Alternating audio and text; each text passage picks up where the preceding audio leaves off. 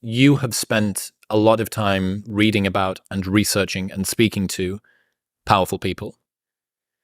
Who do you think really runs the world? You're going to go there, huh, with the question. Who do I think runs the world? So I used to ask the question, I said, who's got the most power in America? Is it Congress? Is it president? Is it the CEOs of virtual governments? We're talking Google, Twitter, Facebook, those guys, Amazon, or is it billionaires? Okay, the most richest man in the world. Who's got the most power?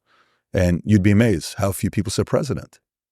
Because they come and go, The famous quote with Putin that he says, American presidents, you don't have to worry about it. They're going to be there 4 to 8 years. Some suits are running, and run the country behind closed doors.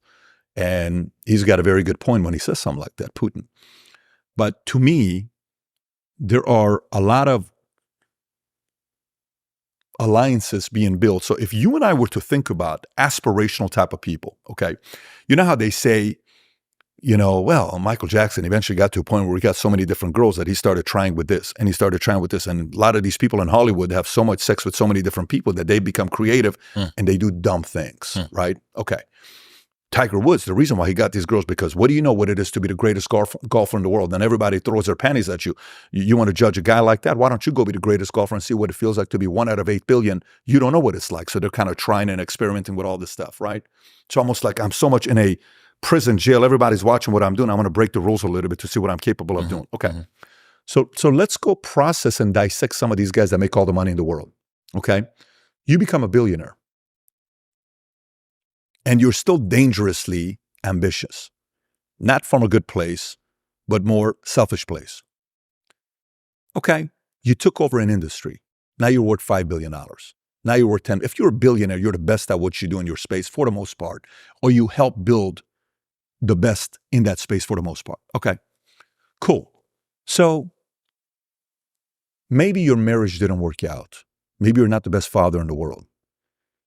And you're like, well, I want more control. I want more power. I can't be a president. I don't want to be a president because if I run for president, they're going to reveal the things that I've done in my life. And God forbid, if that gets all the light, I don't want that. That's embarrassing. But you know what I'm going to do? What if I can take over the world? Are there other people like me that are driven by wanting to take over the world? What if we could make the world one place and we make all the decisions for everybody? Because I'm probably one of the smartest people in the world.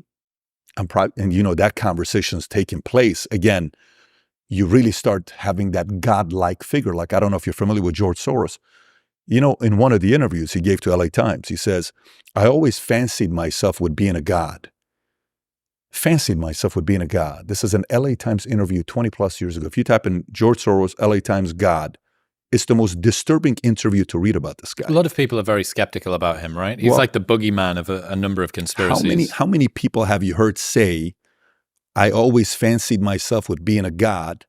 He says, but what's great about where I'm at right now is it's no longer a dream. It became a reality. Yeah. I have a friend who has spent a lot of time with super, super powerful people. And he told me about a meeting that he had with one individual in particular who spoke about being an apex predator. He said that apex predators don't care about prey. And even though the prey that he was referring to was still his own species, it was really haunting, the story, the way that was told to me, because you had someone who not only had the motivation to be able to go and enact whatever nefarious, malicious plan, but also had the actual resources to be able to go and do it, right? Those two things together they're scary. And that was something that really opened my eyes. I'm very non-conspiratorial in the way that I think. I always lean toward, do not attribute to malice that which can be explained by stupidity. Do not attribute to coordination that which can be explained by coincidence. And yet the more that I read and the more that I learn about things, the more there seems to be there, right? Yeah. People are offended by different things.